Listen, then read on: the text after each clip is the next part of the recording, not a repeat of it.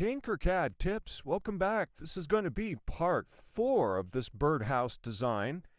And in the prior 3 tutorials, we had made this structure, the shell of it, the front cover. And in this tutorial, we're going to begin working on these 3D printed screws and the holes that we're going to put inside the birdhouse to accept them. Now, I'm going to bring up a document here. This is a Google document. This was provided by HL ModTech. It's called Thread Pitch. It's a Google document. I will put the link up above here. I'll also put it in the description. So let's jump back over here to TinkerCAD. We'll start working on this. Now the first part I want to make is this top portion here. This is what we're going to hold on to turn the screw or the nut into the birdhouse. And we're just going to do that with some simple cylinders here. I'm going to Alt-Shift resize these to 10 millimeters. Let's make this, there it is. Let's make this 5 millimeters tall. Let's make a duplicate of that, and I'm going to shift nudge it over a little bit to about there. I'm going to shift select the other one. I'm going to make a duplicate of that. Oh, go back. Let's do that again. Select the two of those. Control D, duplicate. And then we're going to rotate this. I'm going to hold down the Shift key, and I'm going to rotate this just 90 degrees. So we have all 4 of them there. I'm going to select the 4. I'm going to do a union group, Control G. And if we want, we can turn this back 45 degrees again so that it looks square. So we have that top part now. We're going to set this off to the side. And we're going to begin working on our inner and outer threads here. And for that, again, I'm going to come back over to this document. Again, it'll be up above. It's a bit.ly address. I'll also have it in the description. Once you get here, we're going to go to Make a Copy. So it's going to download this. So you have your own personal copy of this. Now, don't be frightened. This looks a little bit complicated. But what we have here are rows and columns. And in these columns are the different size screws. These are all ISO. Some of these are metric. Some of these are going to be, imperial. And what I used here is I scrolled down a little bit to get to an M10. So this is a 10 millimeter screw with a coarse thread. Now what you want to make note of is right over here to the left, under the column that's called number. This one happens to be number 70, and I'll show you what that's going to be used for. To make this a little bit easier to read, we're going to come down to the bottom and click on vertical, and it presents you with this.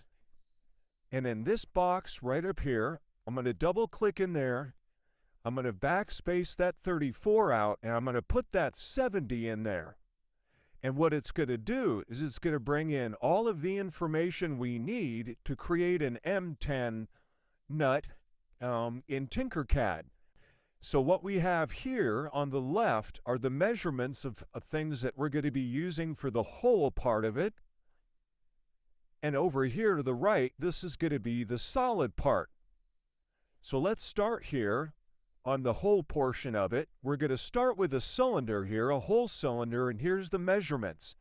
It's going to be 8.7 millimeters in width and 15 millimeters tall. So we're going to come back here. We're going to bring out a whole cylinder. I'm going to Alt-Shift, click on a corner. I'm going to make that 8.7. And then I'm going to click on the height, and I'm going to make this 15. Okay. Come back over here. Now for the solid part of it, we have a core cylinder as well, which is 8.10 by 15. To bring that out, Alt-Shift, make that 8.10. Make the height 15. Now, the next thing that we're going to want to look for is the thread part of this. So what we're going to do is come up here to search, and we're going to type in screw thread, T-H-R-E-A-D. And the one that you want is this purple one here. So we're going to click on that, drop that out on our work plane, and notice the screw thread has a lot of different parameters here, and all of these parameters are going to be set by what's in that spreadsheet over here. So let's start with the whole portion of this. So the inner radius is 4.34. Inner radius 4.34. Outer radius 5.15.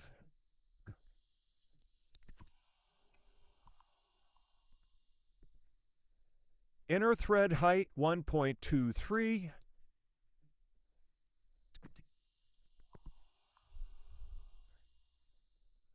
Outer thread height 0.29.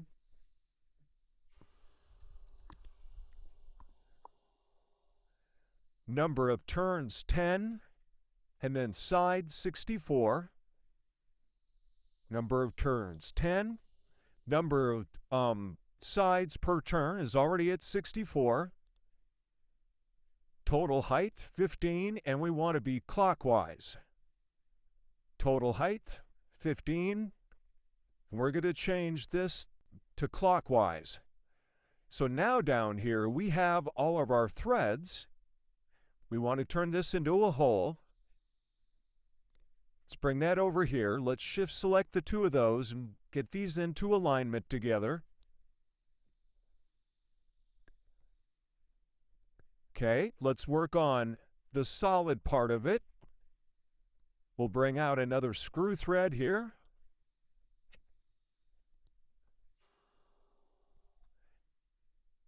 Come back over to our spreadsheet. 4.04.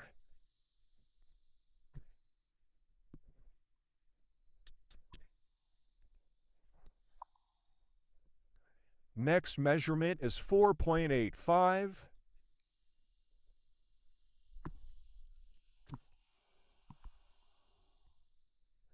.03.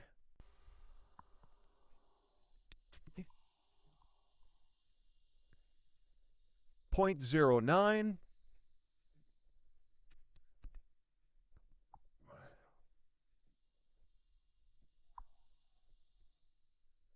10, 64, and 15.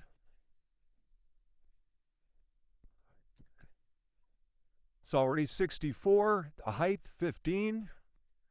And we also want to be clockwise.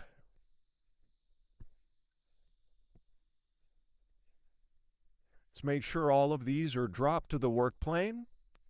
There we go. Let's get this one aligned to this.